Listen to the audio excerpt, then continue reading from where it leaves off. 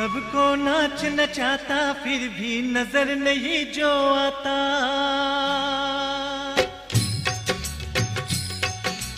सबको नाच नचाता फिर भी नजर नहीं जो आता। ऐसी दुनिया को बनाने वाला कौन है? वही शाम है, घनश्याम है। अंबर से पानी बरसाता, पत्थर में जो फूल खिलाता। ऐसी दुनिया को बनाने वाला कौन है? वही शाम है, घनश्याम है।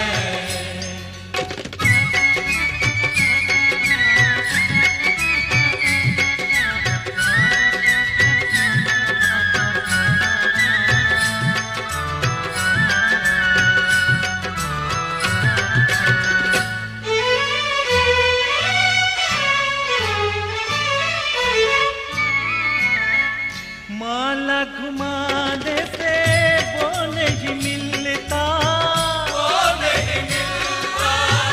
भस्म लगाने से वो नहीं हिलता, वो नहीं हिलता। झोपड़ियों में फूल वो खिलता, फूल वो खिलता। कोई गरीब के आंसू में मिलता, में मिलता। वो ही पिता है, वो ही माता, वो ही सबका भाग्य विधाता। ऐसा सर्जनहारा सबका प्यारा कौन है? वो ही शाम है, घनश्याम है।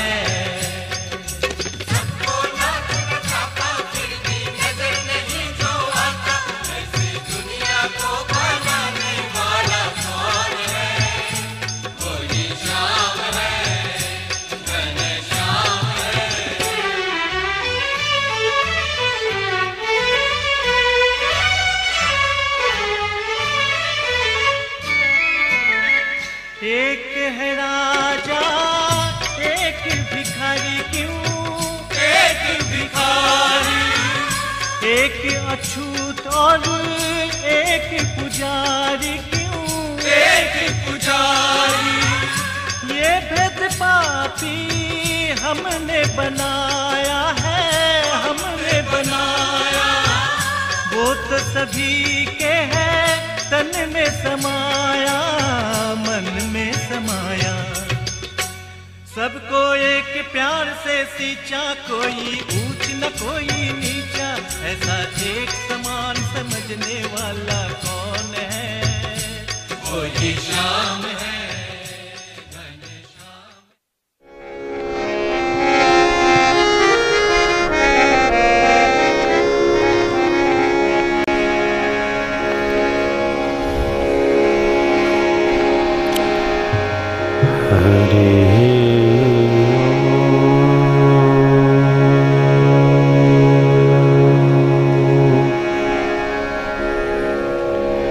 नमः परमहंसास्वादित चरणकमल चिन्मकरन्दाय भक्तजनमानस निवासाय श्रीरामचन्द्राय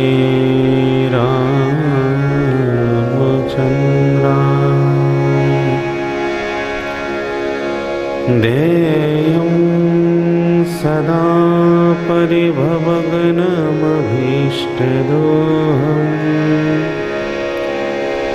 तीर्थास्पदं शिवविरिञ्चिनुतं शरण्यम् भृत्यार्तिहं प्रणतपानभवाब्धिपूतम् वन्दे महापुरुषते चरणारविन्दम्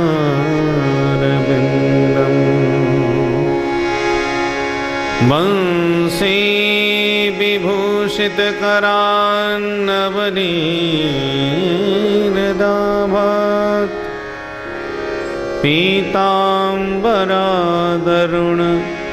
बिम्बफलाधरोष्ठा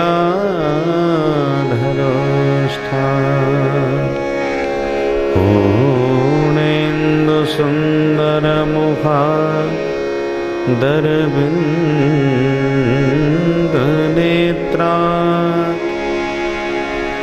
कृष्णात् परं किमपि तत्त्वमहं न जाने। नारायणं नमस्कृत्य नरं चैव नरोत्तमं देवीं सरस्वतीं व्यासं ततो जयमुदीरयेत्।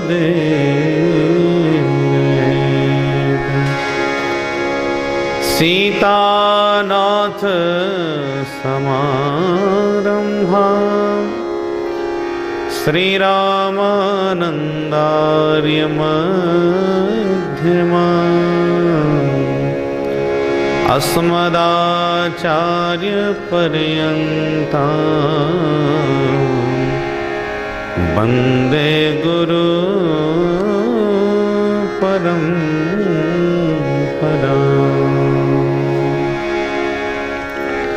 जय जय श्री राधारमण जय जय नवल किशोर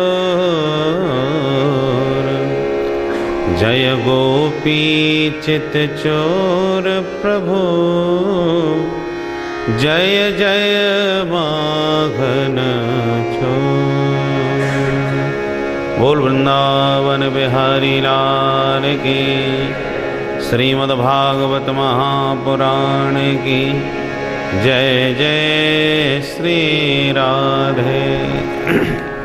आइए सब मिल करके अपनी वाणी को पावन करें, प्रभु के मंगलमय नाम स्मरण करते हुए सभी मिलकर के मेरे साथ भाव के साथ भगवान नाम स्मरण करें।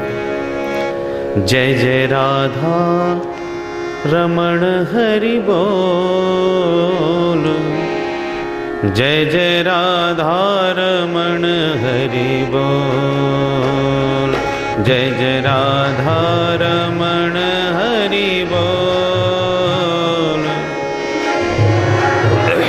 जय हो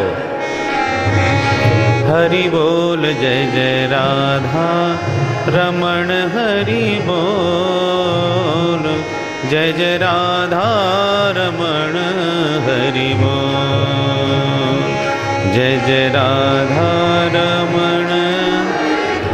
बहुत सुंदर।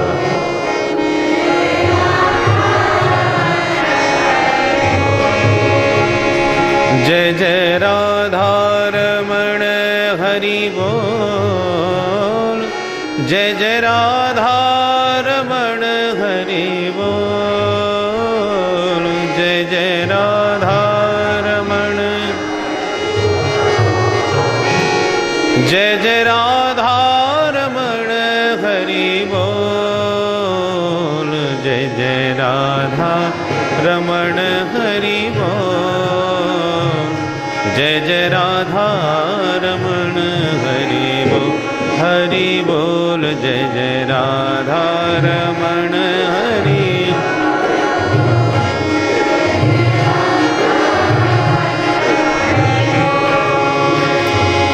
अखियन काजल मृग छोना सो, अखियन काजल मृग छोना सो, नख बेसर जादू टोना सो, नख बेसर जादू टोना सो।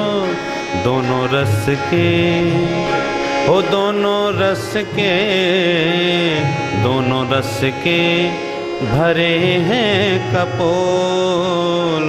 जय जय राधा रमण हरि बोल, हरि बोल, जय जय राधा। श्री राधे।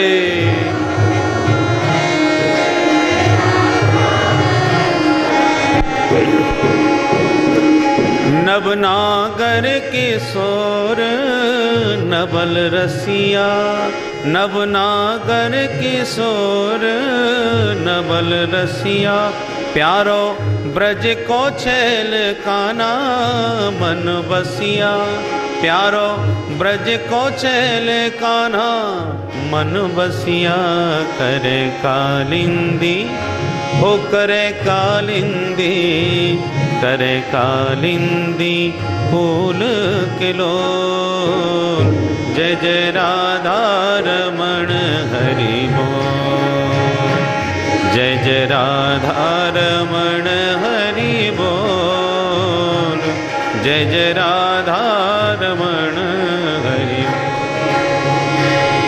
अंगड़ाई ले मृदु मुस्कन पे, अंगड़ाई ले मृदु मुस्कन पे, हो कजरीनी तिरछी चितवन पे, कजरीनी तिरछी चितवन पे, सुखदास हो सुखदास, सुखदास बिका है बिन मोल, जय जय राधा रमण हरि बोल, जय जय राधा रमण हरि बोल, जय जय राधा रमण हरि बोल, जय जय राधा रमण हरि बोल, जय जय राधा रमण हरि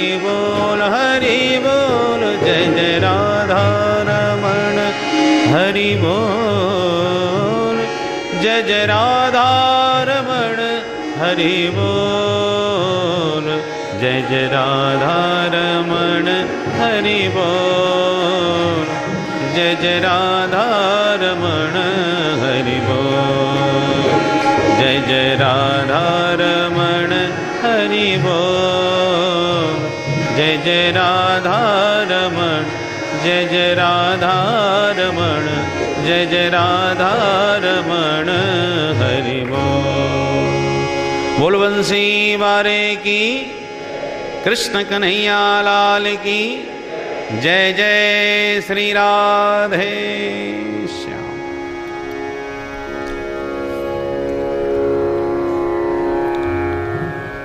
परम मंगलमय भगवत स्वरूप श्रीमद् भागवत महापुराण के माध्यम से भक्त और भगवंत के पावन चरित्र हम लोग श्रवण करने के लिए समुपस्थित हुए हैं।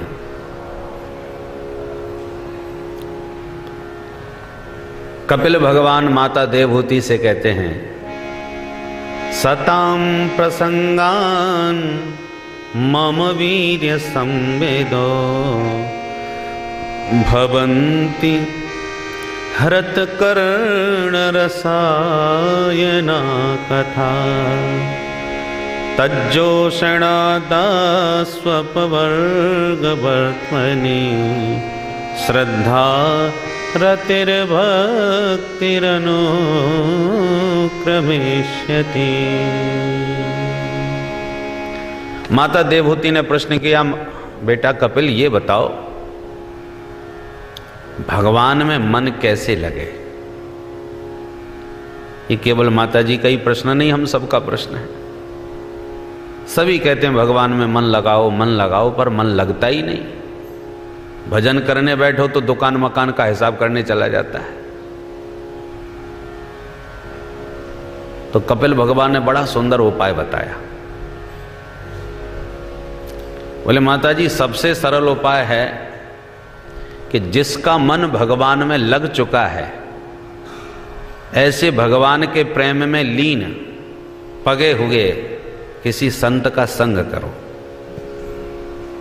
तुम्हारा भी मन वहीं लग जाएगा। राजनेताओं के साथ में ज्यादा घूमने वालों को राजनीति करना अपने आप आ जाता है। जुआरी के साथ में 24 घंटे घूमो फिरो बैठो तो पत्ते फेंकने अपने आप सीख जाओगे। बोलो राधे राधे। पीने वाले के साथ में ज्यादा घूमोगे तो एक दो ढक्कन एक दिन पिला ही देगा, और धीरे धीरे एक दिन वो आएगा कि खड़े खड़े सारी बोतल गटक जाओगे। ये रंग धीरे धीरे चढ़ता है। किसी भी बात का रंग एकदम नहीं लगता। संगीतकार के साथ रहो तो गुनगुनाना, गाना बजाना सब अपने आप सीख जाओगे। जैसी संगत वैसी रंगत, संगत की रंगत आती है। तो माताजी संतों का संग पकड़ लो, उनकी संगति से आपके मन में भी माधव का प्रेम उत्पन्न हो जाएगा। बरसात में सारी लकड़ियां गीली हो गई। अब जो माताएं चूल्हा जलाना चाहें, उनका चूल्हा कैसे जले, अग्नि कैसे जले, लकड़ी गीली है। तो एक दो सूखी लकड़ी कहीं से ढूंढ लो। कैसी भी बरसात हो, कहीं ना कहीं सूखी लकड़ी एक दो मिल ही जाएगी। सूखी लकड़ी तुरंत आग पकड़ लेती है। और जहां सूखी लकड़ी ने आग पकड़ ली तो दो चार गीली भी साथ में लगा दो, वो भी फिर जल उठती है। बोलो राधे राधे। डायरेक्ट गीली लकड़ी लगाओ, जलाओगे तो धुआं खाओगे, नहीं आग पकड़ेगी। पर सूखी लकड़ी तुरंत आग पकड़ेगी, उसके साथ में गीली भी जल उठेगी। ऐसे ही हमारे भीतर एकदम भगवत प्रेम नहीं जगता, पर किसी प्रेमी रसिक संत का संग करेंगे तो उसके दिव्य भावों को देख करके, उसके दिव्य आनंद को देख करके, उसके दिव्य परमाणुओं का संस्पर्श पा करके हमारे भीतर भी भगवत प्रेम प्रकट होने लग जाएगा। इसलिए संतों का संग करो। बिजली का तार कोई पकड़ ले तो वो करंट खा जाएगा। अब आप बिजली का तार मत पकड़ो, जो तार पकड़ के करंट खा चुका है उसी को जरा छू के देख लो तो आपको भी वही करंट लगेगा जो तार पकड़ने वाले को लगा है। उसी प्रकार परमात्मा समझ में नहीं आते तो ज्यादा माथा पच्ची मत लगाओ, क्योंकि वो बुद्धि का विषय नहीं है। यो बुद्धि परसस्तु सह, भगवत गीता में भगवान ने कहा है, वो बुद्धि की पकड़ से बहुत ऊपर है। तो जब बुद्धि से पकड़ा नहीं जा सकता तो उसको कैसे पाया जाए, कैसे समझा जाए? बोले जिसने उसे पकड़ रखा है, जैसे तार पकड़ने वाले को छू लो तो आपको भी करंट लग गया, ऐसे ही भगवत तत्व को जान चुका जो संत है वो तत्वज्ञानी कहलाता है। ऐसे किसी तत्वज्ञानी संत के चरण पकड़ लो, उसी गोविंद की कृपा का करंट उसके माध्यम से आपको भी प्राप्त हो जाएगा। बोलो राधे राधे। अब प्रश्न उठता है कि संत की पहचान क्या है? जिसकी लंबी लंबी जटाएं हों, दाढ़ी मूछें हों, क्या उसी को संत समझ लें? या जिसने भगवा वस्त्र धारण कर रखा हो, बढ़िया तिलक माला और कंठी डाल रखी हो, उसी को महात्मा समझ लें? बोले नहीं नहीं, ऐसा तो कोई काल नेम भी हो सकता है। काल नेम जिम रावण राहु, रावण भी तो बहुत बढ़िया साधु बन के आया था। काल नेम भी बहुत बढ़िया गजब का महात्मा बना था। ज्ञानी नाम अग्रगण्यम हनुमंत लाल जी महाराज भी चक्कर में पड़ गए काल नेम के साधु भेष पर, वो भी धोखा खा गए। माता जानकी जी भी धोखा खा गई रावण के साधु भेष पर। तो असली नकली का पता कैसे चले? और एक बात बताएं, असली घी से नकली घी ज्यादा खुशबू मारता है, देखने में भी बढ़िया लगता है। डुप्लीकेट माल की पैकिंग भी बहुत जोरदार होती है, क्योंकि उसे आकर्षक बना के मार्केट में डालना है। ऐसे ही असली संत से नकली संत ज्यादा आकर्षक लगेगा। तो आवश्यक नहीं जो देखने में बहुत टिप टॉप लगता है या बहुत बढ़िया साधु दिखता है वो असली साधु भी हो, इसकी कोई गारंटी नहीं। तो फिर पता कैसे चले? तो कपिल भगवान ने लक्षण बतलाए साधुओं के। तितिक्षवः कारुणिका सुहृदः सर्वदेहिनां अजात शत्रव शांता साधव साधुभूषणा।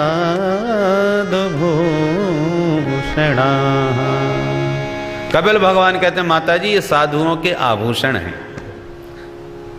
जिससे समझा जाए। तितिक्षवः, पहला लक्षण साधु का वो तितिक्षु होता है। तितिक्षु माने सहनशील। जय जयकार करी, माला पहना दी, खूब आरती उतार दी, तो भी उसे प्रसन्नता नहीं कि देखो मैं कितना प्रतिष्ठित हूं, मेरी कैसी पूजा हो रही है। और किसी ने धक्का मार के भगा दे, चल भाग यहां से, तो उसे कोई गम नहीं। मानापमानयोः तुल्यम, वो मान और अपमान दोनों में समान रहता है।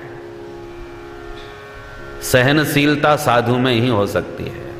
हम लोगों तो न कोई ऊंची आवाज में उल्टा सीधा दो शब्द कह दे तो रात भर नींद ना आवे कि हमसे ऐसे बोल कैसे गया, टेंशन में आ जाते हैं। अरे बाणी का घाव तो, ये बाणों का घाव तो भर जाता है, पर बाणी का घाव नहीं भरता। और संत वह है, हमारे गोस्वामी जी वर्षा ऋतु वर्णन में कहते हैं, बूंद अगाध सहै गिर कैसे, खलके बचन संत सह जैसे। तेज धारा मूसलाधार बरस रही है और पहाड़ उस प्रहार को कैसे सह रहे हैं, जैसे दुष्टों के वचनों को संत सह लेते हैं। महात्माओं का दुष्ट लोग बड़ा उपहास उड़ाते हैं, कहो महाराज जी 101 नंबर की प्लेट लगा रखी है, ये क्या गले में पट्टा डाल रखा है, आज कहां हाथ मार दिया, खूब बोलते हैं। साधु मुस्कुरा के निकल जाते हैं। कहना बहुत सरल है पर सहना बहुत कठिन है। ये शब्दों की बाण सहना सबके बस की बात नहीं। एक महात्मा गंगा स्नान करके आ रहे थे। एक दुष्ट ने बाबा को छेड़ने के लिए अपनी छत के ऊपर से गली में जाते जब देखा तो कूड़ा डाल दिया। बाबा ने ऊपर देखा और वापस लौट करके फिर गंगा स्नान करके आ गए।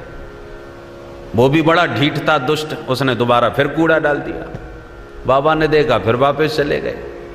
108 बार कूड़ा डाला और बाबा कुछ नहीं बोलते, देख करके वापस लौट के गंगा नहा के फिर आ जाते। अंत में दुष्ट भी आश्चर्य में पड़ गया, है बाबा है कि भला है, कुछ बोलता ही नहीं, मैं कूड़ा डालते डालते परेशान हो गया। अंत में हाथ जोड़ के प्रभावित होके बोले, वाह महाराज धन्य हैं आप, आपको गुस्सा नहीं आया, 108 बार मैंने आपके सिर पर कूड़ा डाला और आप एक शब्द भी नहीं बोले, धन्य हैं। महात्मा बोले, भैया धन्य तो तुम हो, मैं काय के लिए धन्य हूं। बोले, भैया और दिन सिर्फ एक बार गंगा स्नान होता था, आज तेरी कृपा से 108 बार हो गया। बोलो राधे राधे। ये है साधुता, बड़े सहनशील होते हैं। तितिक्षवः, इसको कहते हैं तितिक्षा। एक बार एक महात्मा नौका में बैठ के जा रहे थे, गंगा पार कर रहे थे। कुछ नवयुवक पिकनिक मनाने आए, वो भी उसी नौका में बैठ गए। नौका चलने लगी तो महात्मा का मजाक उड़ाने लगे, कहो महाराज जी दाढ़ी असली है कि नकली। अब बाबा बेचारे क्या बोले, चुपचाप शांति से बैठे रहे, चलते रहे। इतना ज्यादा महात्मा का मजाक उड़ाया कि भगवान से रहा नहीं गया। भगवान कहते हैं, मेरा अपराध करो तो माफ कर दूंगा, पर भक्त के अपराध को कभी नहीं छोड़ता। जो अपराध भक्त कर करई, राम रोष पावक सो जरई। भक्त के अपराधी को राम रोष में जलना पड़ता है, भगवान उसे क्षमा नहीं करते। मां का अपमान कर दो, मां सह लेगी, पर मां के बच्चे पर हाथ उठा दिया तो वो सिंघनी बन जाएगी, फिर नहीं छोड़ेगी। गाय कितनी सीधी होती है, पर गाय के बछड़े को तंग कर दिया आपने तो वो भी शेरनी बन के मारने को दौड़ पड़ती है। तो भगवान भी भक्त वत्सल हैं। भगवान अपने भक्तों को बछड़े की तरह प्यार देते हैं। जैसे गौ माता बछड़े को प्यार देती है, इसलिए गाय का नाम है वत्सला। वत्स माने बछड़ा, और बछड़े को जो प्यार दे उसका नाम वत्सला। वत्सस्य दोषान लाती गृह्णाति सा वत्सला। वत्सला शब्द का अर्थ क्या है?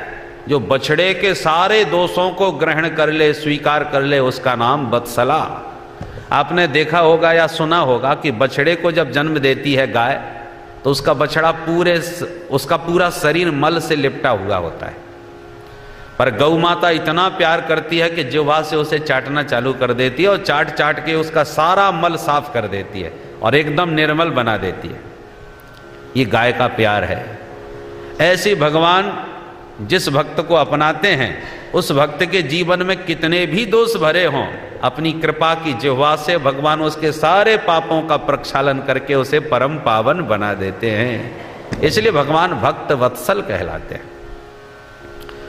तो भगवान से रहा नहीं गया, आकाशवाणी हुई, महात्मन आप घबराना मत, मैं नौका पलटने वाला हूं, ये सारे दुष्ट आज ही जल समाधि लेंगे और तुम्हें बचा लूंगा, घबराना मत।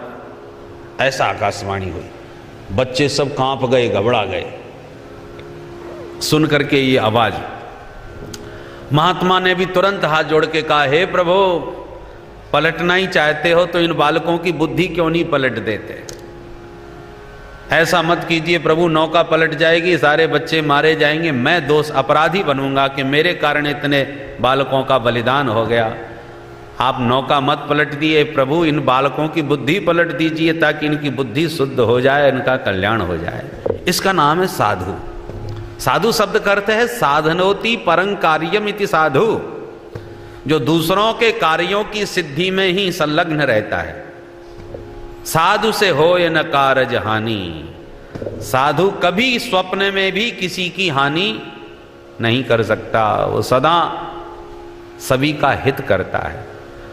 साधु शब्द का दूसरा अर्थ है साधनोति परम परमेश्वरम, जो परमेश्वर की साधना में ही सतत संलग्न रहे वो साधु।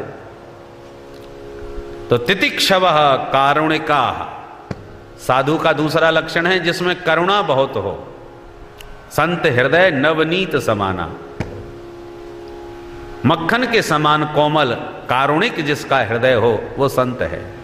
तितिक्षवः कारुणिका सुहृदः सर्वदेह नाम, जितने देहधारी शरीरधारी प्राणी हैं सभी को जो अपना सुहृद समझे, अपना सगा प्रेमी स्नेही समझे, उसका नाम है साधु। अजात शत्रवः, संसार में जो किसी से भी द्वेष न करे उसका नाम है साधु। ये साधुओं के लक्षण हैं। ऐसे साधुओं की संगति से लाभ क्या होगा? तो कपिल भगवान बताते हैं फायदा। सताम प्रसंगान मम वीर्य संविदो भवन्ति हृत कर्ण रसायना कथा तज्जोषणादास्वपवर्ग वर्तमनि श्रद्धारतिर्भक्तिरनुक्रमिष्यति। कपिल भगवान कहते हैं माता जी, सताम प्रसंगान मम वीर्य संविदो, संतों का संग करोगे तो संत सदा मेरी ही मधुर महिमा, गोविंद के दिव्य गुण गणों का गायन सुनाते सुनाते तुम्हारे चित्त में चित्तचोर को बैठा देंगे। बोलो राधे राधे। कथा सुनने से भगवान हृदय में कैसे आ जाएंगे, उसका उपाय बता रहे हैं, कारण बता रहे हैं। देखिए, हमारा जो चित्त है ना, चित्त का मतलब क्या है? ये चित्त चित्रों को चिपका लेता है। हमने आपका रूप देखा और आपके रूप के आकर्षण से या आपकी किसी भी विशेषता से प्रभावित होकर के जब हम प्रभावित होते हैं तो हमारा चित्त पिघल जाता है। पिघलना माने द्रवीभूत हो जाना। और जिसको देख करके आपका चित्र द्रवीभूत हुआ है, प्रभावित हुआ है, उसी का चित्र आपके चित्त में चिपक जाएगा, फोटो खिंच जाएगा। इसलिए इसका नाम है चित्त, माने सबको चिपकाता रहता है। यदि आपके चित्त में ये दृश्य न चिपके होते तो 10-10 वर्ष के बाद भी आप किसी से मिलकर के तुरंत उसे पहचान लेते, अरे साहब आपको हमने फलानी जगह देखा था, हमने पहचान लिया। इसका मतलब उसका चित्र आपके पास है, तभी तो आप पहचाने। तो प्रश्न उठता है कि आपके पास उसका चित्र कैसे आया? फोटो तो आपने खींचा नहीं, कहीं ना कहीं आपके मन मस्तिष्क में उसका फोटो था, तभी आपने पहचाना। तो फोटो किसने खींचा? ये चित्त का काम है, चिपकाना चित्त का काम है। परंतु हजारों लोगों को देख रहे हैं, सबके फोटो थोड़ी चित्त में चिपक जाएंगे। आते जाते हजारों लोगों को हम देख रहे, पर सभी का चित्र हमारे पास नहीं है। किसका चित्र होगा? जिसे देखकर चित्त प्रभावित होगा, उसी का चित्र आपके पास चित्त में चिपक जाएगा। बोलो राधे राधे। अब प्रश्न उठता है कि चित्त प्रभावित किससे होता है? कैसे पता चलेगा कि चित्त हमारा प्रभावित है? बोले जिसको देख करके चित्त द्रवीभूत हो जाए। जैसे उदाहरण से देखिए, काम से भी चित्त पिघलता है, काम से, क्रोध से, भय से, स्नेह से, प्रेम से, इन सब क्रियाओं से चित्त पिघल जाता है। जिसको देखकर आपको अतिशय प्रेम हो गया तो प्रेमी के दर्शन से चित्त पिघल गया और प्रेमी का फोटो आपके चित्त में बस गया। जब भी जहां भी मिलेगा आप उसे तुरंत पहचान जाएंगे। अथवा किसी से दुश्मनी हो जाए, बैर हो जाए और खूब गाली गलौच हो जाए, हाथापाई भी हो जाए, तो ऐसे व्यक्ति को आप भूल नहीं पाओगे। इसने जो मेरे साथ व्यवहार किया मैं जिंदगी में नहीं भूल पाऊंगा, मैं छोड़ने वाला नहीं हूं। तो उसका चित्र जब होगा तभी तो आप उसको पहचान पाएंगे कि हमारा दुश्मन है। भय से भी चित्त पिघल जाता है। जिसको देखकर आपको बहुत डर लग गया तो बरसों तक उस डरावनी सूरत को भूल नहीं पाओगे, क्योंकि भय ने आपके चित्त को पिघला दिया। एक उदाहरण से देखिए, हमारे भारत के डाकखाने में जैसे कोई मोहर मार करके भेजी जाती है, किसी पे स्टंप लगाया जाए तो एक लाख शब्द कहते हैं, उसके लाख कहते हैं, जिसको पिघलाया जाता है। लाल लाल होती है ना, पिघल जाती है और उसके ऊपर फिर मोहर मार दी जाती है। तो जैसी मोहर मारोगे वैसी जम जाएगी वो, सूखने के बाद फिर एकदम कठोर हो जाती है। स्वभावतः वो कठोर है, परंतु आग से दिखा करके पिघला दो और पिघलाने के बाद जो मोहर मार दो वो जम गई। यही चित्त की गति है। जब तक चित्त पिघलेगा नहीं तब तक वो फोटो उसमें जमेगा नहीं, मोहर लगेगी नहीं। पर भय उत्पन्न हुआ, चित्त पिघल गया। जिसके कारण भय हुआ वह उसी की मोहर उस चित्त में चिपक गई। आप घर से चले, उदाहरण से पैदल पैदल चल दिए, पैदल झूमते हुए मस्ती से टहलते हुए कथा में आए और अचानक रास्ते में एक काला नाग आपके सामने से आ गया और आपके सामने से लहराता हुआ, आपने ध्यान नहीं दिया, पैर उस सर्प पर रखने ही वाले थे कि आपने देख लिया और तुरंत संभल गए और वो फनफनाता हुआ आपके सामने से निकल गया। अब आप कथा में भी आके बैठ जाओगे तो उसे भूल नहीं पाओगे, दिमाग में वही घूमता रहेगा। अरे साहब कितना भयानक था, कितना बड़ा उसका फन था, वो तो बाल बाल बच गया, नहीं तो वहीं पर राम नाम सत्य हो गया होता।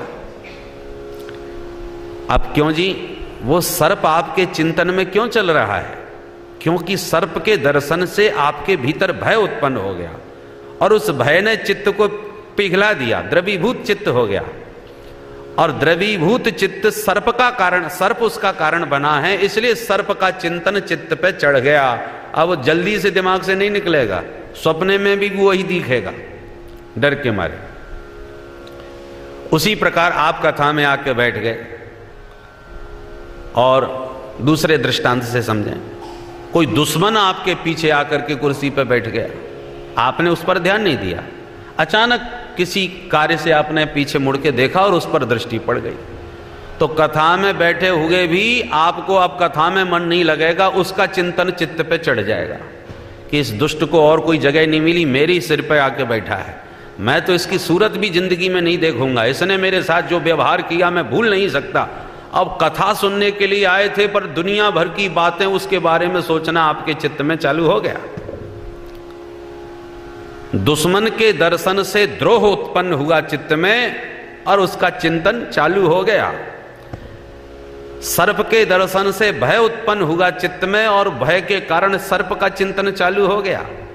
ऐसे कोई बहुत पुराना प्रेमी आपको सत्संग में कहीं दूर बैठा नजर आ गया और आपकी दृष्टि उस पर पड़ गई, तो जब तक उसे बुला नहीं लोगे या उसके पास पहुंच नहीं जाओगे या दो चार बातें कर नहीं लोगे, तब तक आपका कथा में भी मन लगने वाला नहीं, क्योंकि प्रेमी के दर्शन से चित्त प्रसन्न है और प्रेमी का चित्त में चिंतन चालू हो जाएगा। ये सब लौकिक दृष्टांत हैं। कहना क्या चाहते हैं? ठीक इसी प्रकार ये चित्त में संसार चढ़ा हुआ है। जब प्यार से, अनुराग से सत्संग में बैठ के भगवान की कथा सुनोगे और कथा भी किसी प्रेमी हृदय संत से सुनोगे, जिसका हृदय भगवत प्रेम में डूबा हुआ हो। ऐसा प्रेमी जब निमग्न होके आनंद में कथा कहता है, बाग गदगदा द्रवते यस्य चित्तम, भगवान की कथा कहते कहते जिसके नेत्रों से प्रेमाश्रु छलक पड़े, कंठ अवरुद्ध हो जाए, शरीर रोमांचित हो जाए, गोविंद के गुण गाते गाते मम गुण गावत पुलक शरीरा, गोविंद के गुण गाते हुए पुलकित हृदय हो जाए, ऐसे प्रेमी के मुख से जब भगवान की कथा सुनते हैं तो हमारा भी चित्त पिघल जाता है। और दोनों कारण हैं, एक तो प्रेमी का दर्शन और गोविंद की कथा, दोनों ही हमारे चित्त को प्रभावित करती हैं और चित्त हमारा द्रवीभूत हो जाता है। और उस द्रवीभूत चित्त में भगवान के चरित्र और रूप माधुरी जम जाती है। जो भगवान की रूप माधुरी का चित्रण किया है कथा में, जो भगवान के स्वभाव का वर्णन किया है कथा में, कि पूतना जैसी पापनी को भी हमारे प्यारे प्रभु ने माँ जसोदा के समान गति प्रदान कर दी, ये सुंदर भगवान के स्वभाव के चरित्र जब हम सुनते हैं तो हमारा चित्त भी उनसे प्रभावित हो जाता है। और प्रभावित चित्त जब द्रवीभूत होता है तो चित्त चोर हमारे चित्त में आकर के बैठ जाता है, चिपक जाता है, उसकी मोहर जम जाती है। महात्मा में इसलिए लिखा था, सदा सेव्या श्रीमद् भागवती कथा, भगवान की कथा सदैव श्रवण करने के लिए है। क्यों जी? तो फिर भागवत में एक तरफ ये भी लिखा है कि देवज्ञम तु समाहूय मुहूर्तम प्रक्षयत्नतः, किसी ज्योतिषी को बुला करके भागवत का मुहूर्त निकलवा लेना चाहिए। एक तरफ लिखा है मुहूर्त निकलवा लेना चाहिए, दूसरी तरफ लिखा है चाहे जब मर्जी आवे तब सुनो। ऐसा क्यों? दोनों बातें क्यों? बोले ये दोनों बातें अलग अलग हैं। सदगृहस्थ व्यक्ति को यदि कथा करानी है किसी संकल्प की पूर्ति के लिए, कई लोग कथा बोल देते हैं यज्ञ कि हमारी बहू के बेटा हो जाएगा तो एक भागवत यज्ञ हम भी करवाएंगे। कोई कहता है हमारी नौकरी बढ़िया लग जाए तो एक भागवत हम भी करवाएंगे। तो ये सकाम होगा। तो किसी लौकिक कामना की पूर्ति के लिए जब कथा कराएं तो मुहूर्त पूछवाना चाहिए। और केवल भगवान की लीला कथा सुन करके आनंद लेना है, भगवान के चरणों में प्रीति हो और हमें कुछ नहीं चाहिए, तो उसके लिए फिर मुहूर्त की कोई जरूरत नहीं। जब इच्छा पड़े तब कथा सुनो। सदा सेव्या श्रीमद् भागवती कथा। फायदा क्या है? बोले यस्या श्रवण मात्रेण हरिश्चित्तम समाश्रयेत, जिस कथा को सुनने मात्र से तुम्हारे चित्त में हरिश्चित्तम समाश्रयेत, तुम्हारे चित्त में हरि समाहित हो जाएंगे, चित्त में चित्तचोर हमेशा के लिए चिपक जाएंगे। तो कैसे चिपकेंगे? बोले ऐसे ही चिपकेंगे, भगवान की कथा सुनते सुनते चित्त द्रवीभूत होगा और भगवान की रूप माधुरी उसमें स्थापित हो जाएगी। एक और दृष्टांत से देख, कैसेट हम बजाते हैं, फिल्मी गाने बज रहे हैं। अब हमको लगा फिल्मी गाने सुनते सुनते अब तो बुढ़ापा आ गया, अब तो बढ़िया भजन सुनने चाहिए। बहुत सुन लिए फिल्मी गाने, भजन में मन लगाओ। तो आपकी कैसेट बढ़िया है तो आप उसी कैसेट में फिल्मी गानों की जगह भजन की एक बार रिकॉर्डिंग करनी पड़ेगी। एक बार रिकॉर्डिंग कर लो तो फिर उसमें भजन बजने चालू हो जाएंगे। ऐसी हमारे चित्त में संसार भरा है, तो जब भी आंख बंद करोगे संसार की बातें चित्त में आएंगी।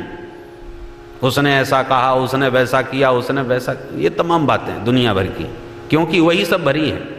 पर एक बार शांत चित्त से बैठ करके गोविंद के गुण बड़े प्यार से सुन लो, मन लगा के सुन लो, चित्त एकाग्र करके सुन लो, तो सुनते सुनते मनमोहन के चरित्र और रूप ऐसे चित्त में भर जाएंगे कि फिर जब आप आंख बंद करके बैठोगे तो उसी रूप माधुरी की झांकी आपके चित्त में आएगी। बार बार वे ही दिव्य भगवान के स्वभाव और चरित्र आपके नयनों में नाचने लग जाएंगे। स्वप्न में भी वही बांके बिहारी आने लग जाएंगे, पर पहले उनको बैठाना पड़ेगा तब वो आएंगे, ऐसे ही नहीं। इसलिए संतों की संगति से फायदा क्या होता है कि वो भगवान के प्रेमी होते हैं। सच्चे संत भगवत प्रेमी होते हैं।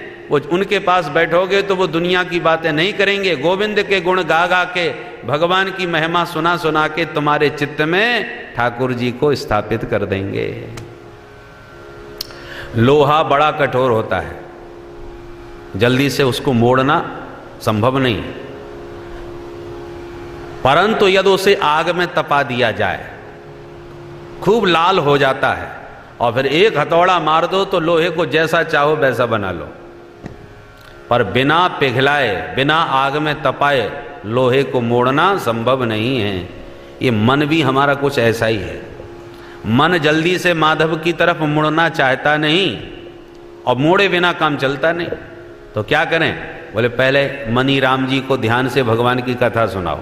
कथा सुनते सुनते मन आनंद मग्न हो जाएगा, मन प्रभु के प्रेम में डूब जाएगा, और जहां मन प्रभावित हो बस तभी हथौड़ा मारो इसमें, और उसको डांट के समझाओ कि दुष्ट कहीं के, पापी कहीं के, जिन भगवान के चरित्रों से तू इतना पुलकित और प्रमुदित हो रहा है, उन्हीं का जब भजन करने बैठते हैं तो दुकान मकान का हिसाब करने भागता है। उस समय आप जो भी डांटोगे, समझाओगे, आपका मन हर बात मानेगा, क्योंकि इस समय प्रभु के गुणों से प्रभावित है। और जब यही मन संसार से प्रभावित हो तो एक बात मानने को तैयार नहीं, परंतु भगवान के गुण सुनकर के प्रभावित हो जाए तब आप जो कहोगे सो हर बात मानेगा। ये मन का स्वभाव है। देखिए गोस्वामी तुलसीदास जी की रामचरितमानस, स्वांतः सुखाय तुलसी रघुनाथ गाथा। गोस्वामी जी ने दुनिया वालों को राम कथा नहीं सुनाई। गोस्वामी जी की राम कथा का श्रोता कौन? उनका मन। सारी राम कथा अपने मन को सुनाई है, और जब जब राम कथा कहते कहते गोस्वामी जी का मन प्रभावित होने लगता है, प्रमुदित होने लगता है, सोई गोस्वामी जी मन को डांटने लग जाते हैं, समझाने लग जाते हैं।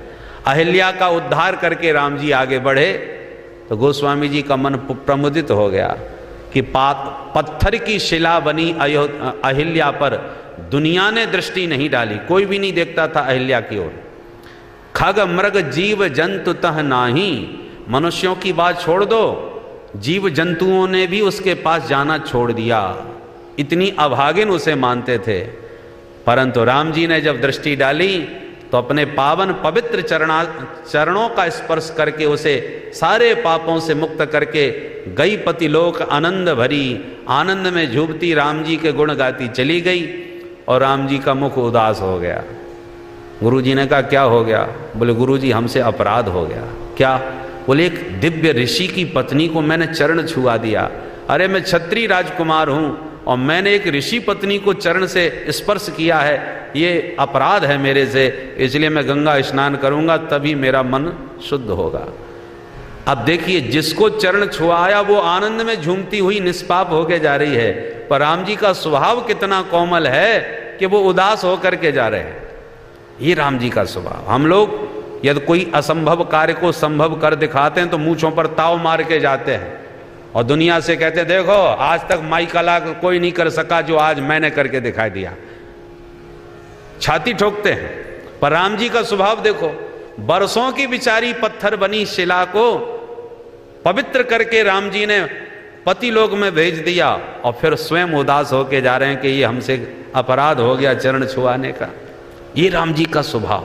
इस स्वभाव का स्मरण करके तो गोस्वामी जी का मन द्रवीभूत हो गया, तो तुरंत राम जी अपने मन को डांटते हुए गोस्वामी जी ने लिखा, अस प्रभु दीन बंधु हरि, अस प्रभु दीन बंधु हरि, कारण रहित दयाल, तुलसीदास सठता ही भज, छाण कपट जंजाल।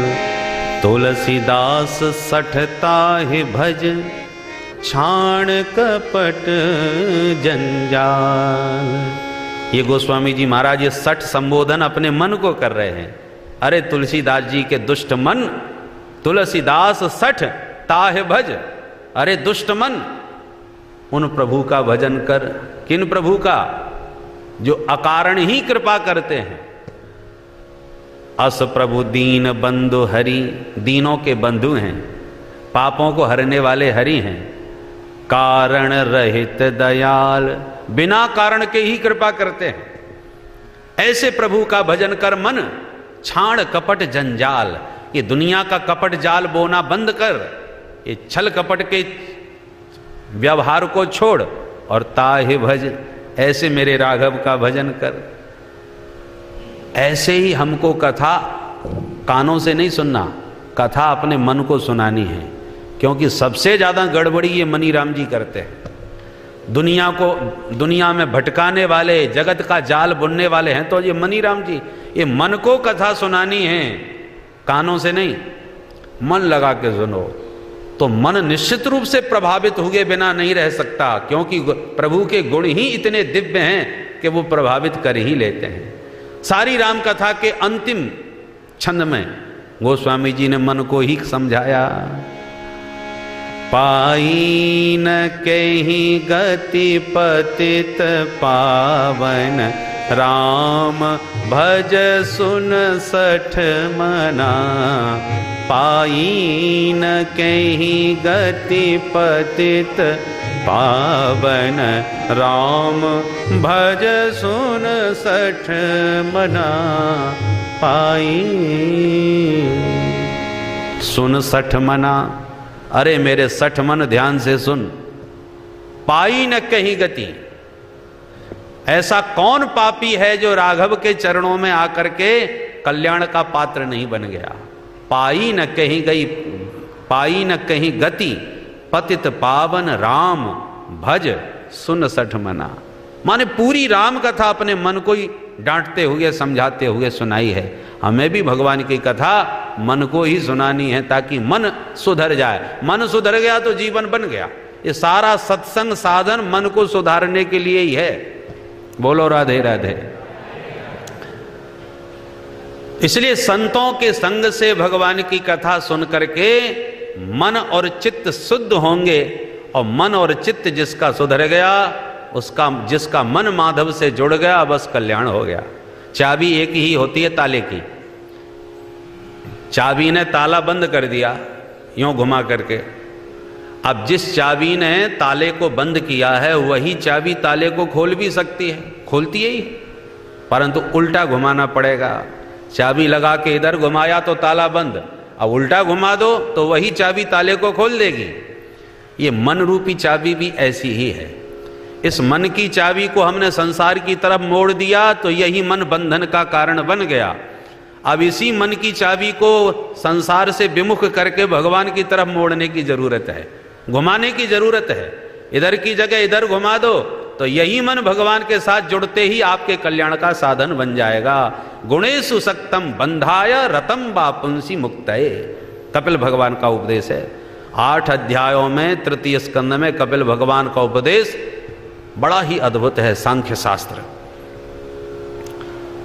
तो महाराज मनु से सृष्टि का विस्तार हुआ, और मनु महाराज की 3 बेटियों में मझली बेटी देवहूति का विवाह करदम जी से हुआ, जिनके घर में साक्षात भगवान कपिल का प्राकट्य हुआ। और श्री देवहूति और कपिल भगवान के संवाद से यह दिव्य ज्ञान प्रकट हुआ। बोल कपिल भगवान की। बड़ी बेटी आकुति से भगवान यज्ञ नारायण का प्राकट्य हुआ, और सबसे छोटी तीसरी बेटी जो मनु महाराज की थी प्रसूति,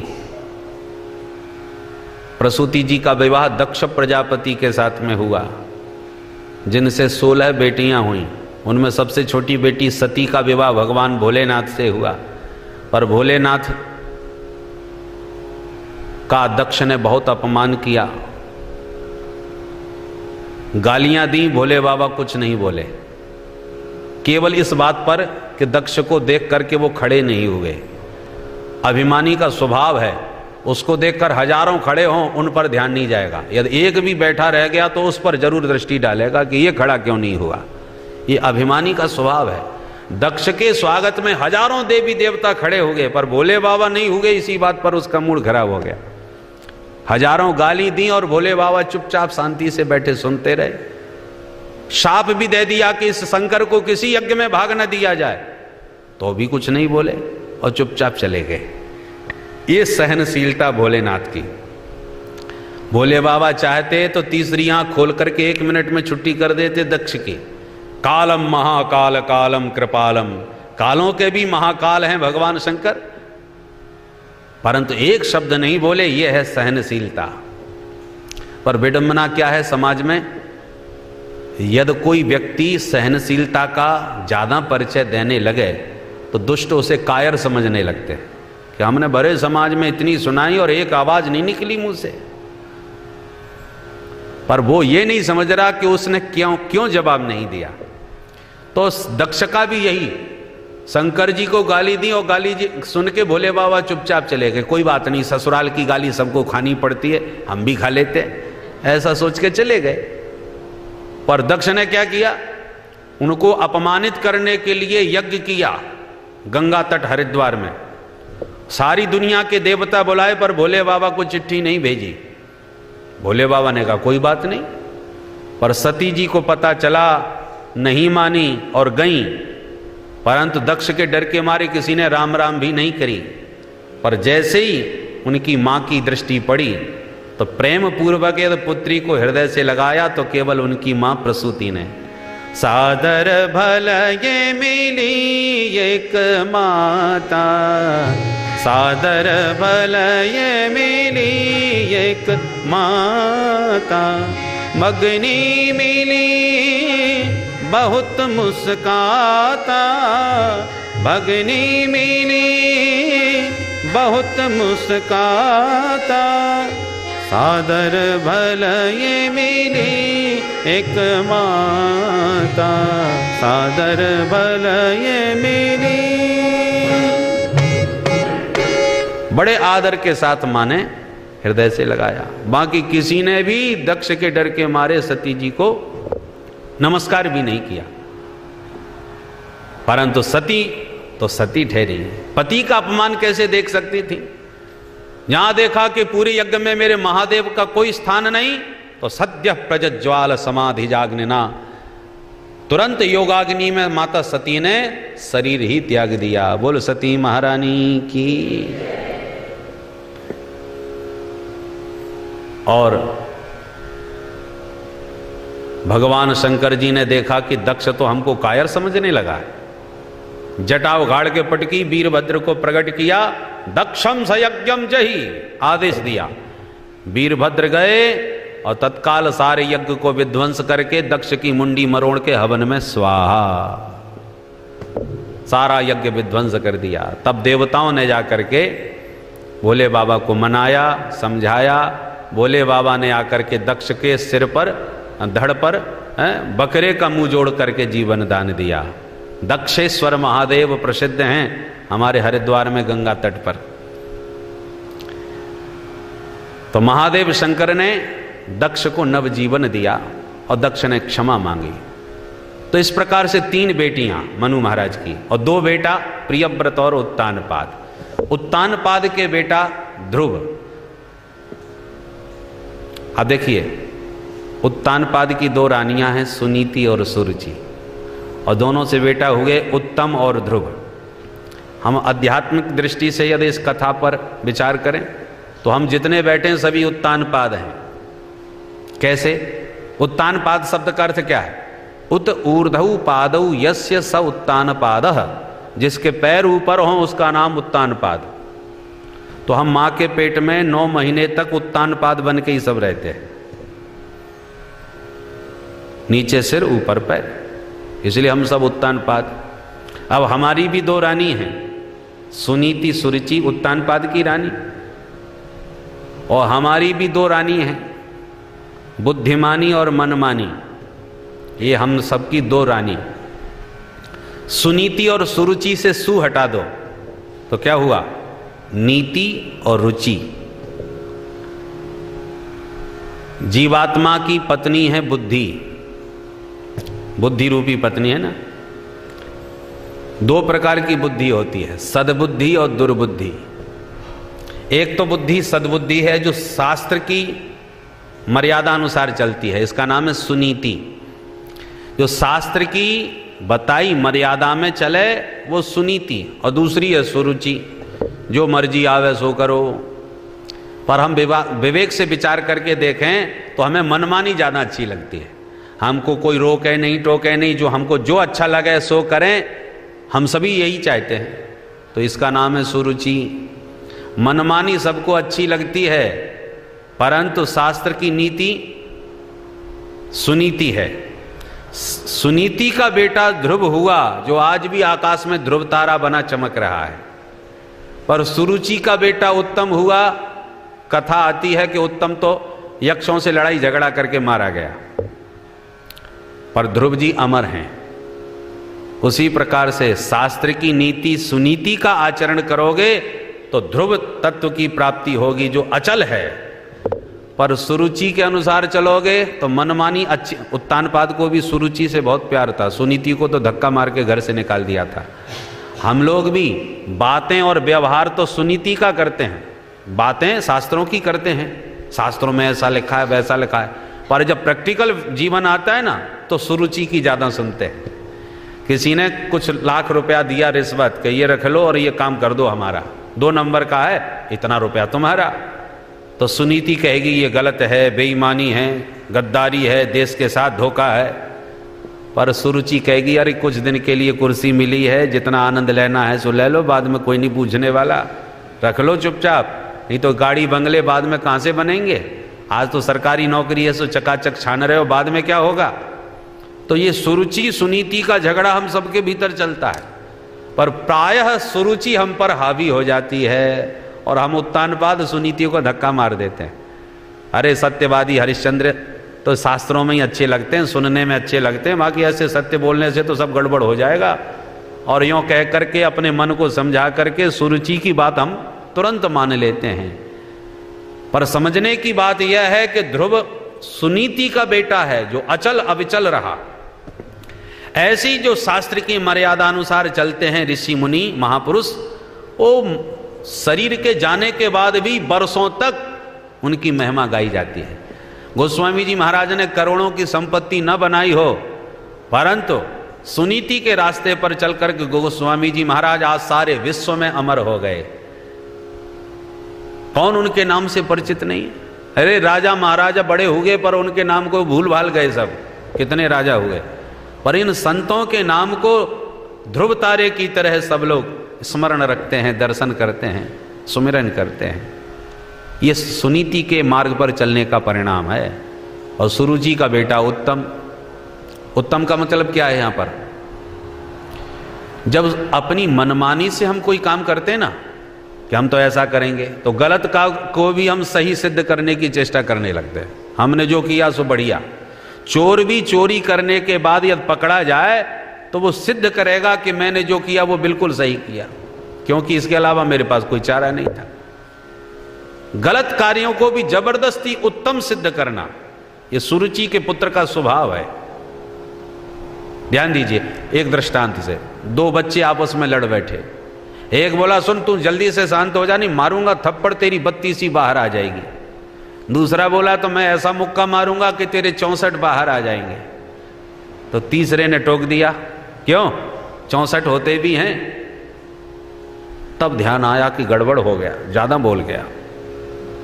मैं तो नीचे की 32 ही समझ रहा था, ये तो दोनों मिला के 32 होते हैं।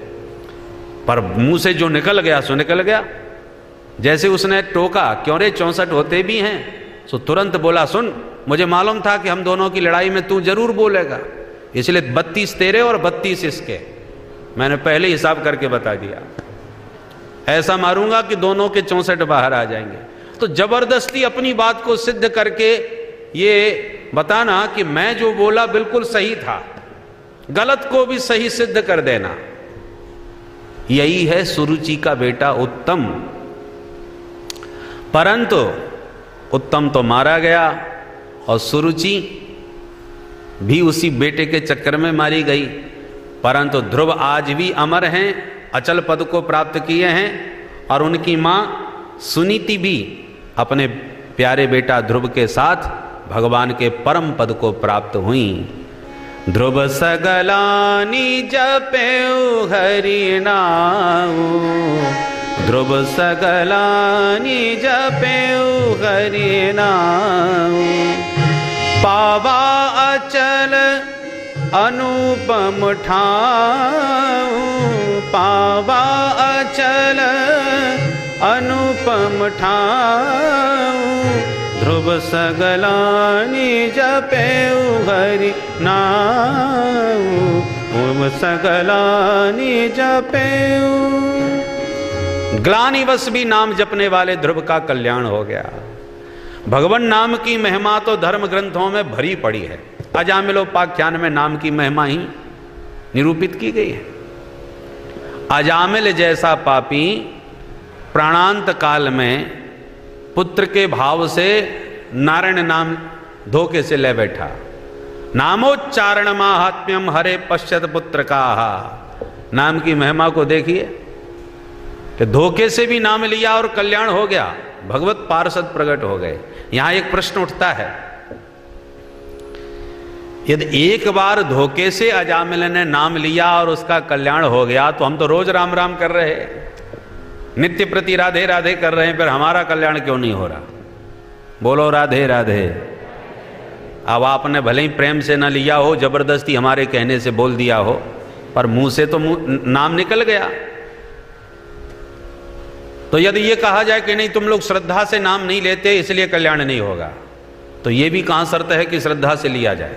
भाय को भाय अनख आलसहु, नाम जपत मंगल दिस दसहु। कैसे भी नाम जपो। एक सिद्धांत है, वस्तु शक्ति ज्ञान की अपेक्षा नहीं रखती। मतलब जिस वस्तु में जो शक्ति है वो तुम्हारे ज्ञान की मोहताज नहीं है कि उसके ज्ञान का, उसके शक्ति का तुम्हें ज्ञान हो, पर ज्ञान हो या न हो, पर वस्तु की शक्ति अपना काम करेगी। उदाहरण से देखिए, तार में करंट है और हमको इसका ज्ञान न हो, तो यदि हमको ज्ञान नहीं है और तार पकड़ लिया तो क्या करंट नहीं लगेगा? अरे करंट हमसे नहीं पूछेगा कि तुम हमें जानते हो कि नहीं जानते, वो तो झटका मारेगा। अब हमें मालूम है कि इसमें करंट है, फिर भी पकड़ रहे हैं, तब भी उतना ही करंट है। और नहीं मालूम इसमें करंट है, धोखे से हाथ लग गया, तब भी वही करंट है। तो जान के पकड़ो या अनजाने से पकड़ो, करंट तो अपना झटका मार के ही छोड़ेगा। आग में दाहक शक्ति है, अग्नि रूपी वस्तु में दहन माने जलाने की दाहक शक्ति है। अब इसका तुम्हें ज्ञान हो या न हो, पर अग्नि पर हाथ रख दिया तो वो तो जला के ही छोड़ेगी। जहर में मारक शक्ति है, तुम्हें इसका ज्ञान हो या न हो, पर जहर को तुमने पिया तो मरे, और धोखे से भी किसी ने पिला दिया तब भी आपको मरना ही पड़ेगा। जहर आपसे नहीं पूछेगा कि तुम मुझे जानते हो कि नहीं। तो सूत्र क्या है? वस्तु शक्ति ज्ञान की अपेक्षा नहीं रखती। वस्तु की शक्ति तुम्हारे ज्ञान की अपेक्षा नहीं रखेगी। तुम ज्ञान से पकड़ो या अज्ञान से पकड़ो, शक्ति काम करेगी। तो जैसे धोखे से तार पकड़ने वाले को करंट लगता है, जैसे धोखे से आग पकड़ने को जलना पड़ता है, धोखे से जहर पीने वाले को मरना पड़ता है, ऐसे धोखे से भी प्रभु का पवित्र नाम निकल जाए तो जीव का कल्याण होके ही रहता है। क्योंकि प्रभु के नाम की पवित्रता का तुम्हें ज्ञान हो या न हो, भगवान के नाम की तारक शक्ति का तुम्हें बोध हो या न हो, पर नाम में जो तारक शक्ति है वो तो अपना कल्याण करके ही छोड़ेगी। इसके लिए आवश्यक नहीं कि तुम्हें ज्ञान हो कि भगवान के नाम में बड़ी अद्भुत शक्ति है। जिनको पता है कि प्रभु के नाम में अपूर्व शक्ति है, वो भी नाम जपेंगे तो उनका भी कल्याण। और जिनको नहीं भी मालूम के नाम में क्या शक्ति है, वो तो गुरु जी ने आज्ञा दे दी है इसलिए जप रहे हैं। अब क्या होगा क्या नहीं होगा हमको नहीं मालूम। तो यदि गुरु आज्ञा समझ के बिना ज्ञान के भी यदि नाम जपोगे तो नाम की शक्ति तो अपना काम करेगी। इसलिए गोस्वामी जी ने कहा, भाय को भाय अनख आलस हो, नाम जपत मंगल दिस दसहु। इसी बात को एक छठवें स्कंद में अजामिलोपाख्यान में सुखदेव महाप्रभु कहते हैं, सांकेत्यम पारिहास्यम वा स्तोभम हेलन में वा वैकुंठ नाम ग्रहणम अशेषागर हम विदु पतितः स्खलितः चार्तः छुत्वा वा ब्रुवशो ब्रुवन हरे नम इत्युच्चैर मुच्यते सर्वपातकात्। ये भागवत के ही अनुवाद है। इसका मतलब मन लगे न लगे, श्रद्धा होवे न होवे, कैसे भी प्रभु का पवित्र नाम लो, वो आपका कल्याण करके ही रहेगा। शास्त्र इसमें साक्षी हैं। अब प्रश्न उठता है कि हम राधे राधे श्रद्धा से न जप रहे, अश्रद्धा से ही सही, धोखे से ही सही, जबरदस्ती सही, तो फिर हमारे पाप क्यों नहीं कट रहे? बोले इसमें एक थोड़ी सी सावधानी की आवश्यकता है। क्या? बोले प्रभु का नाम मुंह से निकलते ही पाप तत्काल भस्म हो जाते हैं, इसमें बिल्कुल भी संदेह नहीं। परंतु सावधानी क्या है, दोबारा हमसे कोई पाप नहीं होना चाहिए, क्योंकि जहां हमने कोई पाप किया तो जो भस्म हो गए हैं वो पुनः शक्तिशाली भी हो जाते हैं। बस यहां यही सावधानी की आवश्यकता है। प्रभु का नाम मुंह से निकलने के बाद फिर कोई पाप न बने तो एक नाम ही पवित्र करने के लिए पर्याप्त है, पर जब पाप करोगे तो भस्म सात पाप आपके पुनः शक्तिशाली और बलशाली हो जाएंगे। अजामिल ने मरते समय नाम लिया था बेटे के, और नाम न कहा, बेटा नारायण बचाओ, इतना कहा और प्राण निकल गए, यमदूतों ने प्राण हर लिए। तो उसके बाद कोई पाप बनने का प्रश्न ही नहीं था, इसलिए एक नाम पर्याप्त हो गया अजामिल के लिए। पर हम लोग क्या करते हैं, खूब राधे राधे राधे राधे जपे, सारे पाप कटे और पर चलने लगे। तो हमारे यहाँ तो प्रायः ऐसा भी होता है कि सत्संग कथा सुनने आए, मंदिर में दर्शन करने आए और निकलते समय किसी के जूते ही पहन के चल दिए। बोलो राधे राधे, ऐसा भी खूब होता है, देखा है। तो आपने राधे राधे करके तो पाप काट लिए, पर चलते चलते तो फिर दोबारा सब लाद लिए। इसलिए कुछ ऐसा करो कि पवित्र प्रभु का नाम मुंह से निकले और फिर कोई पाप न बने। तो आप कहोगे तो फिर अभी से परेशान क्यों हो, जब देख लेंगे कि अब गड़बड़ हो रही है, कभी भी प्राण निकल सकते हैं, सो राधे राधे कह करके छुट्टी या राम राम कह के छुट्टी। तो जिंदगी भर मौज करो और अंत में राम राम कह करके छुट्टी कर लो। बोले ये असंभव है। मरते समय व्यक्ति का चिंतन वहीं जाता है जहां उसने जीवन भर काम किया है, जिसको उसने याद किया है। बेटे से बहुत प्यार है तो मरते समय उसी की याद आएगी, पत्नी से बहुत प्रेम है तो मरते समय उसी की सकल सूरत और नाम याद आएगा। जीवन भर जो आपने किया है और जिसमें चित्त लगाया है, प्राणांत काल में चित्त का चिंतन भी उधर ही जाता है। इसलिए संत कहते हैं अभी से अभ्यास करो, तो हो सकता है जब ठोकर लगे तो मैया दैया मुंह से न निकले, हैं गोविंद राधे माधव जो भी प्रिय नाम प्रभु का लगता हो, वो नाम का इतना अभ्यास हो जाए कि हम गिरे भी तो वही नाम हमारे मुंह से अभ्यास के द्वारा निकले। तब हो सकता है कि प्राणांत काल में भी वो नाम आपके मुंह पर आ जाए और वही नाम आपके कल्याण का साधन बन जाए। अंत के भरोसे एकदम मत बैठे रहना। एक बुढ़िया मर रही थी घर में, भजन कभी किया नहीं जीवन में। बच्चे कथा सुन के घर गए तो दादी माँ लड़खड़ा रही थी, अंतिम सांसें ले रही थी। बच्चों ने नाम महिमा सुनी कथा में, सो माँ को घेर के बोले माता जी राम राम बोलो, कल्याण हो जाएगा तुम्हारा। अब बुढ़िया को जब थोड़ी सी चेतना आती है, बच्चे कहते हैं माता जी राम राम बोलो, तो बुढ़िया बोली बेटा मुंह पे ना बोलो जाए, अर्थात मैं नहीं बोल सकती। बच्चे बोले जब इतना बोल गई तो फिर राम राम बोलने में क्या परेशानी है। माता जी इधर उधर की बात मत करो, केवल राम राम बोलो। बोलो बेटा मैं ना बोल सकूं, मेरे से नहीं बोला जाता। बच्चे बड़े परेशान, कितना बोल रही है पर राम राम नहीं बोलती। एक सज्जन बड़े होशियार थे, वो आए देखो मैं बुलवाता हूं। बोले भैया बड़ी कृपा होगी, एक बार माता जी के मुंह से राम राम बुलवा दो। वो बड़ा होशियार था, बुद्धिमान था। उसने आके पूछा माता जी से, माता जी आप ये बताओ कि क्या नहीं बोल सकती आप। उसने प्रश्न ही उल्टा कर दिया। बोलो राधे राधे। अब इस प्रश्न के उल्टा करने में तात्पर्य यह था कि जब मैं पूछूंगा आप क्या नहीं बोल सकती, तो बुढ़िया कह देगी मैं राम राम नहीं बोल सकती। तो नाम राम का नाम तो मुंह से निकलेगा कैसे भी सही, इसलिए पूछ दिया। बोले माता जी बताओ आप क्या नहीं बोल सकती। बुढ़िया तुरंत बोली बेटा जो तू बुलाना चाहता है बस वो ही नहीं बोल सकती मैं।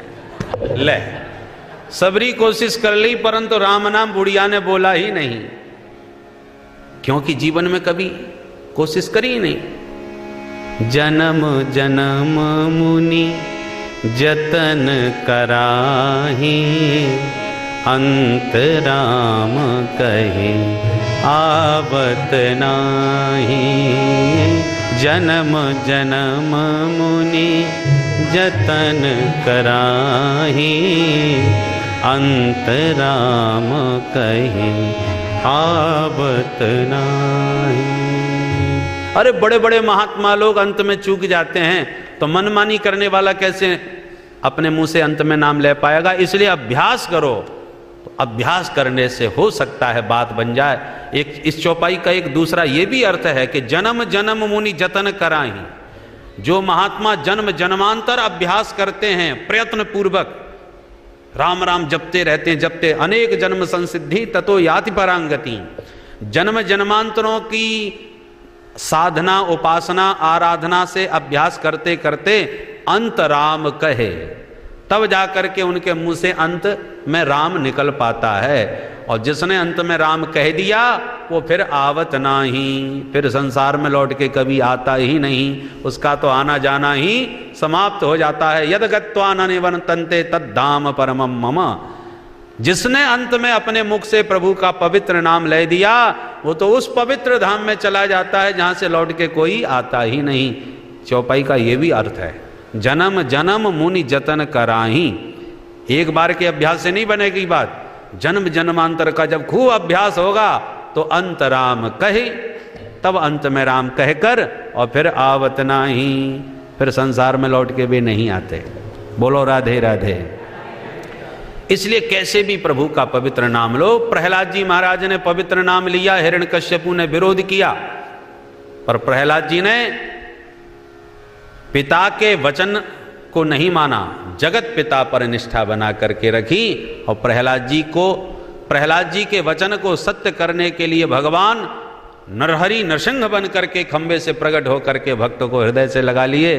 बोल नरसिंह भगवान की। प्रहलाद जी ने भी नाम निष्ठा दिखाई, भगवत विश्वास दिखाया। भगवान जब कण कण में है तो दिखाई क्यों नहीं पड़ते? देखिए, सूर्य का प्रकाश सब जगह व्याप्त रहता है, सूर्य अपने प्रकाश के रूप में सब जगह व्याप्त है, परंतु उनका प्रतिबिंब सब जगह दिखाई नहीं पड़ेगा। शीशे पर उनकी किरण पड़ेगी तो प्रतिबिंब उनका दिख जाएगा, निर्मल जल में उनकी किरण पड़ेगी तो उनका भी प्रतिबिंब दिख जाएगा। लाखों घड़े भर दो पानी से, पर निर्मल जल होगा तो प्रत्येक घड़े में आपको सूर्य भगवान का प्रतिबिंब दिखेगा। सूर्य का प्रकाश तो सर्वत्र है, पर प्रकट सब जगह नहीं है। प्रकट वहीं है जहां निर्मलता है, पवित्रता, स्वच्छता है, वहीं पर निर्मल जल में प्रकट हो जाएंगे।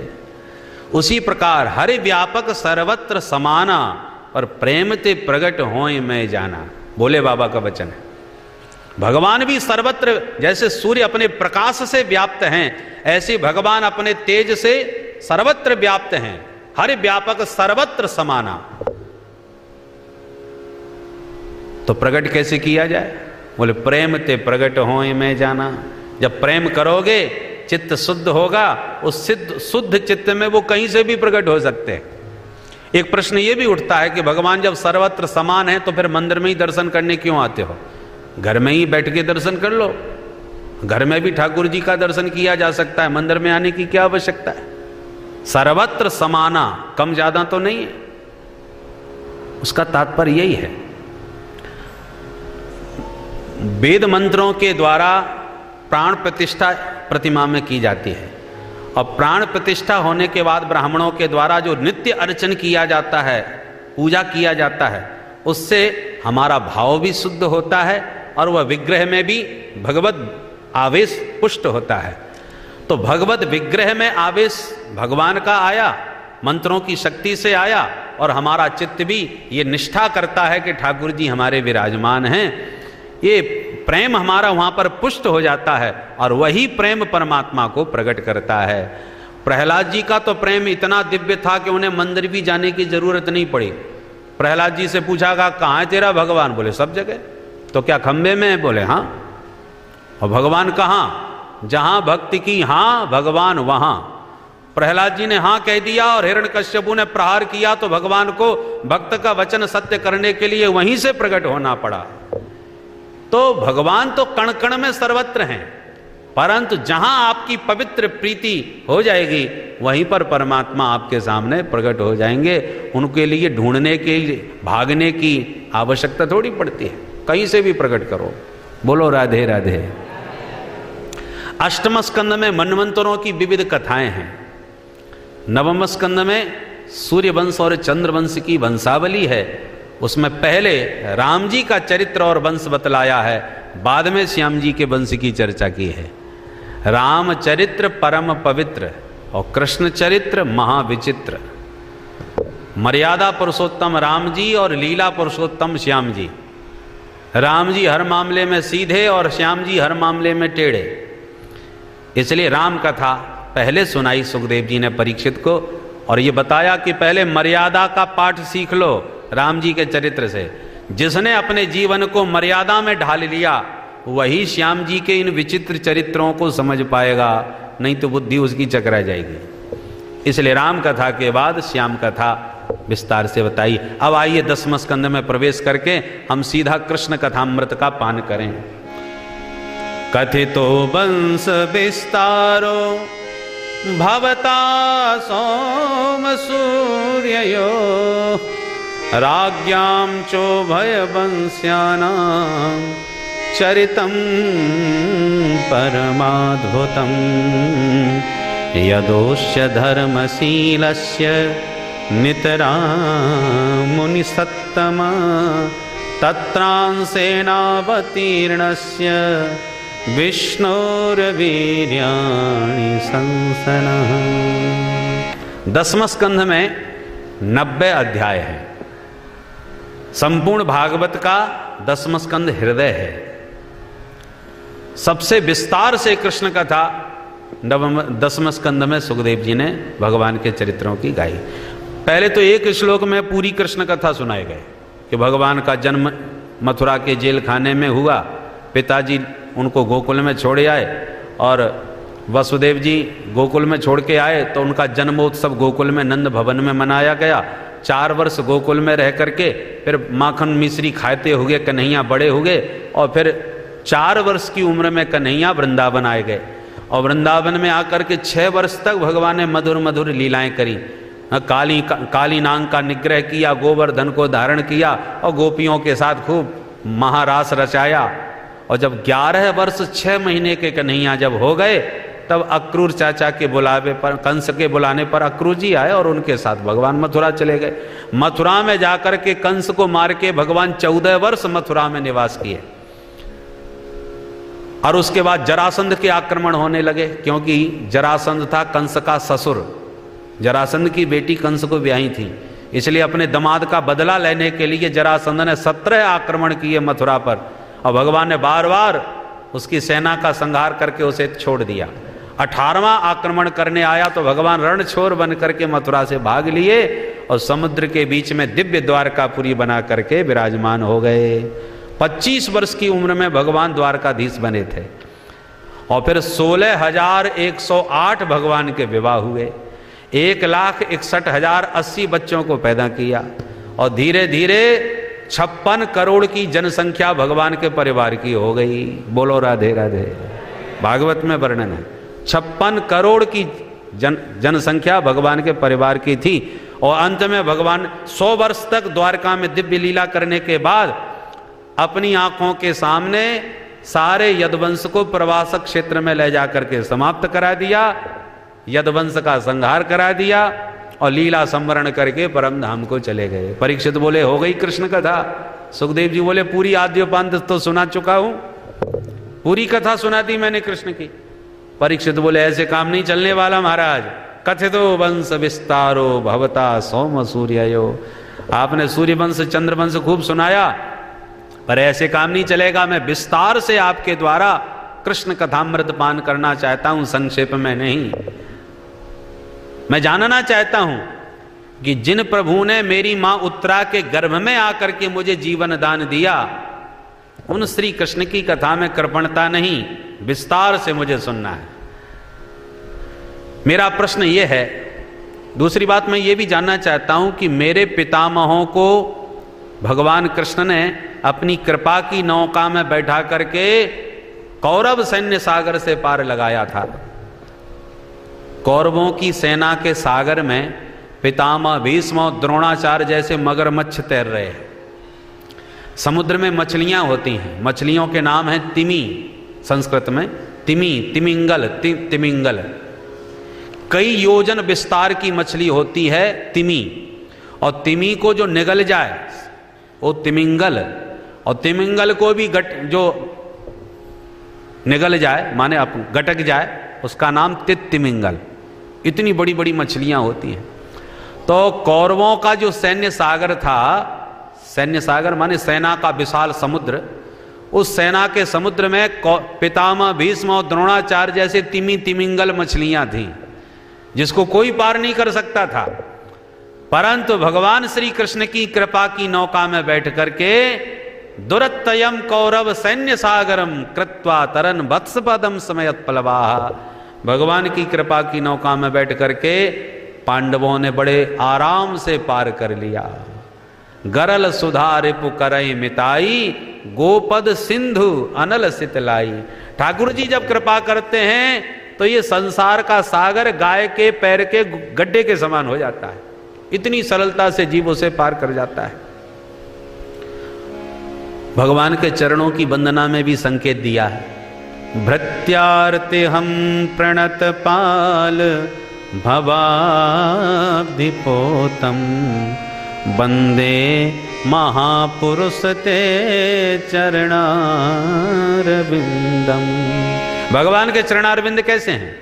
भृत्यार्ति हम, भृत्य माने सेवक, अपने प्रणत जन भक्तों की आरती माने पीड़ा को तत्काल हरने वाले हैं। भृत्यार्ति हम, और प्रणत पाल, जो भी प्रणत हो जाते हैं माने भगवान के चरणों का आश्रय ले लेते हैं, उनका सब प्रकार से पालन करने वाले हैं। और भवाब्धिपोतम, भव माने संसार, अब्धि माने समुद्र, तो भवाब्धि का मतलब संसार सागर। इस संसार का विशाल सागर जिसे कोई पार नहीं कर पाता, उस संसार सागर को पार करने के लिए भगवान के चरणारविंद, पोतम, पोतम माने जहाज, पानी का जहाज, इतना विशाल भगवान का जहाज है ये चरण कमलों का जहाज, जिसमें एक बार जो जीव चढ़ गया, भवाब्धिपोतम संसार सागर बड़े आराम से पार करके चला जाता है। ऐसे उन चरण कमलों का हम बारंबार ध्यान करते हैं, प्रणाम करते हैं। तो श्री परीक्षित का प्रश्न है कि उन प्रभु के चरित्र में कृपणता मत कीजिए महाराज, विस्तार से मुझे सुनाइए। मैं जानना चाहता हूं मां शब्द में कितनी ममता होती है। एक बार मां कहने में ही ममत्व जगता है, तो जिसके नाम में दो दो मां हो, मामा, तो मामा तो और प्यारे होने चाहिए, फिर भगवान ने अपने मामा जी को क्यों मार दिया? मामा तो बहुत प्रेम करने वाले होते हैं। दूसरा प्रश्न यह है कि माता देवकी के सप्तम पुत्र थे बलराम जी महाराज, तो फिर रोहिणी के बेटा कैसे बन गए? एक बलराम जी दो मैया के बेटा कैसे हो गए? ये हमारी समझ में नहीं आता। इसलिए आप विस्तार से मुझे कृष्ण कथा सुनावें और मेरे भूख प्यास की बिल्कुल चिंता मत करें। 4 दिन हो गए परीक्षित ने कुछ भी नहीं खाया पिया। सुखदेव जी बोले थोड़ा जलपान कर लो फिर कथा सुनना, भूखे भजन न होए गोपाला।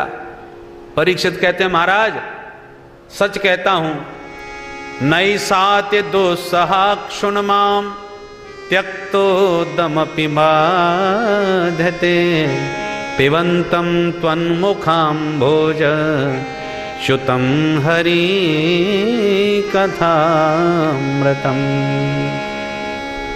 हे प्रभु, आपके मुखारविंद से प्रभु के भक्तों का और भगवान के चरित्रों का जो अमृत झर रहा है, इस अमृत को पीने से ना भूख लगती है ना प्यास लगती है। बस यही अमृत आप चकाचक पिलाते जाइए, मेरे भूख प्यास की बिल्कुल चिंता मत कीजिए। आद्य क्षुधा माम न बाधते, मुझे अब तक बिल्कुल भी क्षुधा पिपासा बाधा उत्पन्न नहीं कर रही, कोई कष्ट नहीं दे रही।